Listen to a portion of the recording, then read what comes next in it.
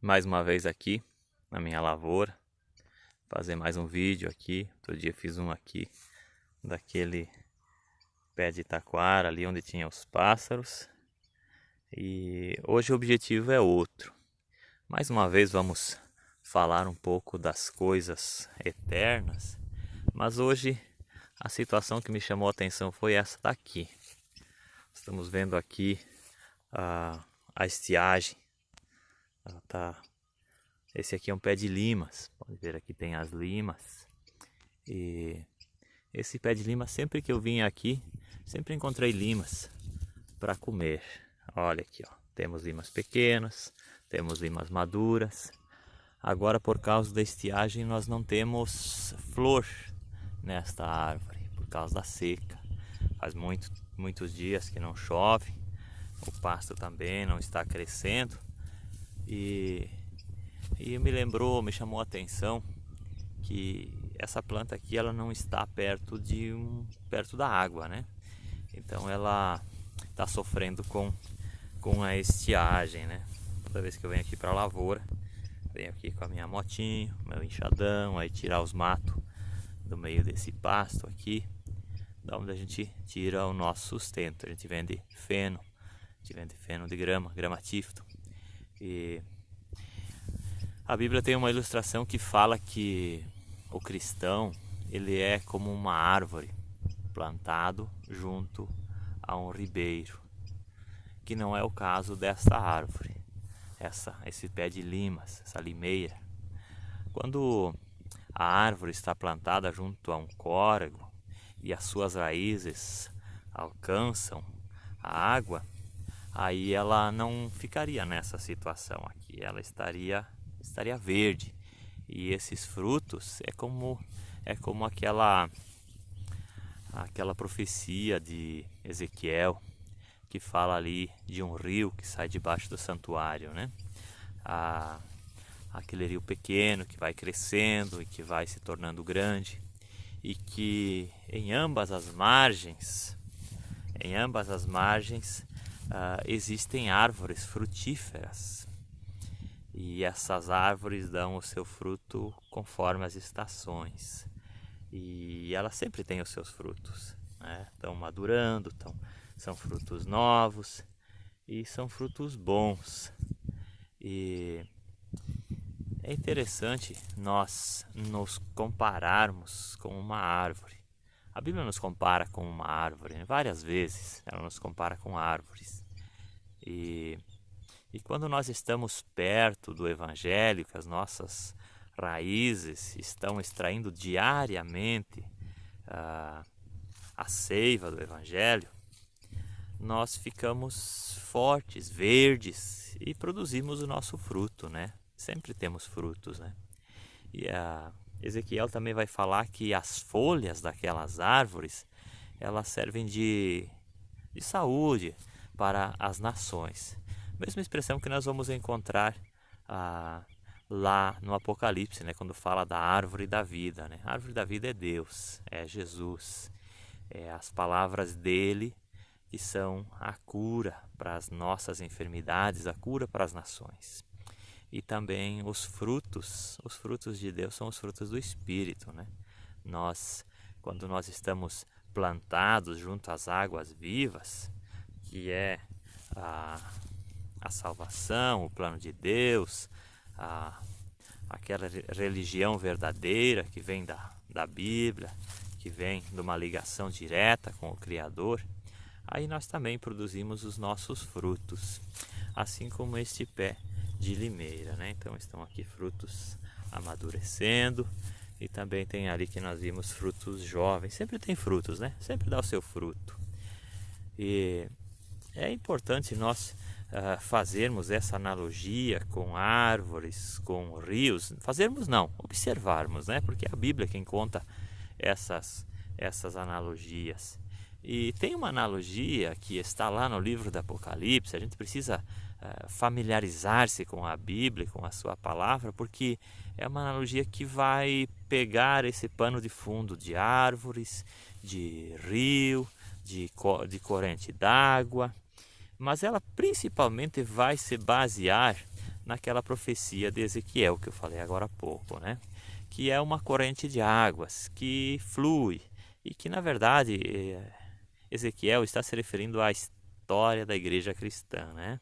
Começando ali, quando acabou a época do santuário, ali na virada, né, dos fariseus para os cristãos, né, ali no ano zero, vamos dizer assim, da nossa era. Ali começou, o templo ficou para trás, o serviço do santuário ficou para trás e começou o caminho, começou um pequeno rio. E nas suas margens, as suas margens, então foram aparecendo muitas árvores frutíferas, né? Nós poderíamos enumerar algumas, né? Como o apóstolo Paulo, os apóstolos todos, na verdade, né? João, Tiago, todos tiveram um papel muito importante e produziram muito fruto, né? Eles se nutriam do evangelho puro que era a história de Jesus, o testemunho de Jesus, e eles então produziam o seu fruto, sempre produzindo frutos, né? Estevão, o primeiro que foi cheio do Espírito Santo ali, que foi então o primeiro mártir, né? Não o primeiro cheio do Espírito Santo, mas o primeiro mártir que entregou a sua vida. E ele viu o céu aberto e Jesus à direita do Pai. Mas, voltando para o Apocalipse, esse rio, então, ele forma uma ideia de que a história cristã é comparada a um rio. E as árvores que estão às suas margens são como os pregadores, que sempre pregadores e testemunhas, né? Não apenas pregadores, mas testemunhas, pessoas que produzem frutos bons, frutos do Espírito Santo. Plantados ali às margens do rio, eles se nutrem do rio e produzem o seu fruto sempre. E as suas folhas são folhas como folhas de outono, né? A escritora Ellen White falou que a palavra, a mensagem, ela é como as folhas de outono. Elas devem ser levadas pelo vento, né? Assim como essa mensagem está sendo levada pelos ventos da internet e chega até você nesse momento. Então, essas folhas que servem para a cura das nações, elas são mensagens. E esses pregadores, esses testemunhas, né, ali passando pela história dos mártires, né, passando pelos valdenses, aí chegamos aos reformadores, né, grandes árvores que produziram grandes frutos, muitos frutos, né, enumerando aí tantos como Calvino, Wesley, Lutero, Wycliffe, Miller, então tantos reformadores que vieram trazendo reformas, né? E depois também a própria Igreja Adventista, então restaurando ali a questão do sábado, resgatando a história do santuário ali, mostrando aquelas analogias que existem do santuário celestial. Toda essa parte é muito importante para nós nos nutrirmos da palavra de Deus e construirmos a nossa fé. Muito bem, mas voltando ao rio, chega a um ponto ali no Apocalipse onde vai falar do quarto rio. Quarto rio, por que quarto rio? Porque lá no livro de Gênesis, capítulo 2, são nominados 4 rios que saem do Éden. Ali um rio se divide em 4, né? E esses rios ali é o Gion, o Pison, o Tigre e o Eufrates, né? Então lá no Apocalipse, o quarto rio é o Eufrates, né? O terceiro, que é o Tigre, é esse de Ezequiel, né? Ezequiel capítulo 47, quem quiser dar uma conferidinha ali. Então, o quarto rio, ele é o Eufrates. E onde é que a gente encontra esse rio? Encontra lá no Apocalipse. E é interessante a analogia que vai fazer ali, porque diz que o anjo derramou simbolicamente lá sua taça e esse rio se secou. Por que ele se secou? Para que ele se secou?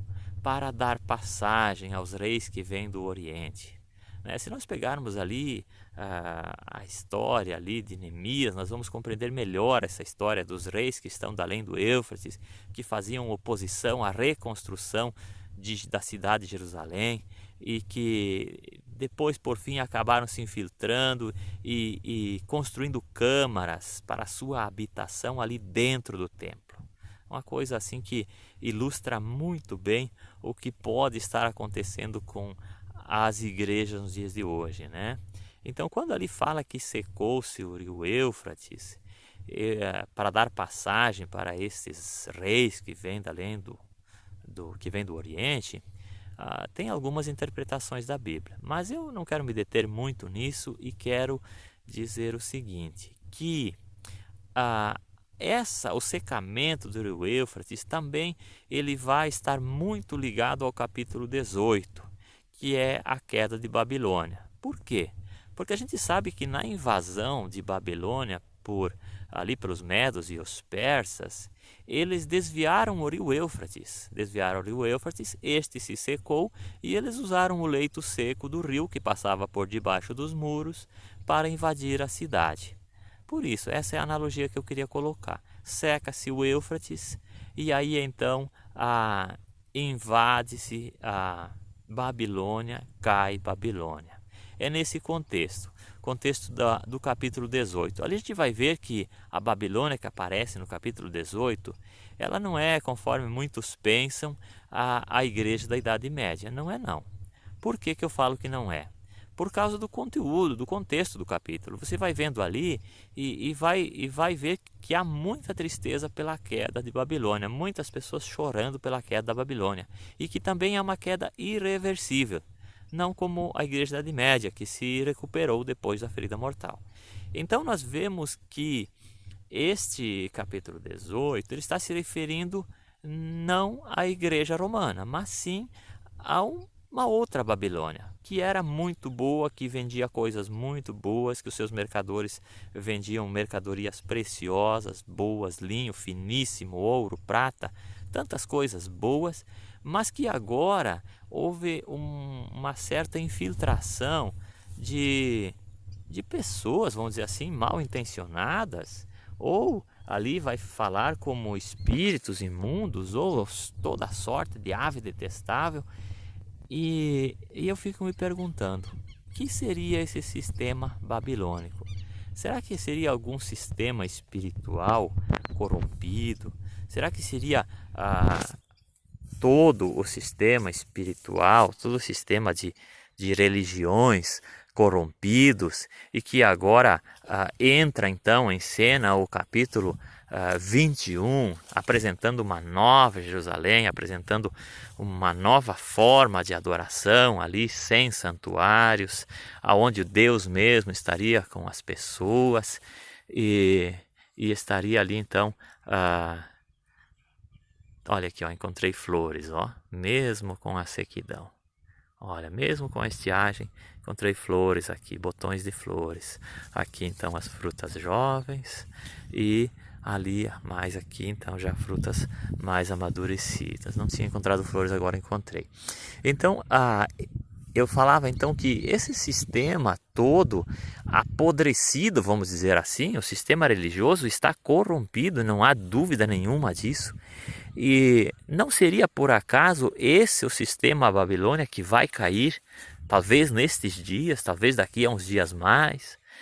Então aqui uma reflexão, né? Partindo então desta árvore que está sentindo falta de chuva, né? Então Deus abençoe, a gente possa se familiarizar com as escrituras, tirar ali as lições que a gente precisa para o nosso dia a dia. Que as nossas raízes estejam firmadas no Evangelho, na Palavra de Deus, nas promessas de Deus e também na revelação que vem das Escrituras através do Espírito Santo. Deus abençoe cada um e vamos em frente.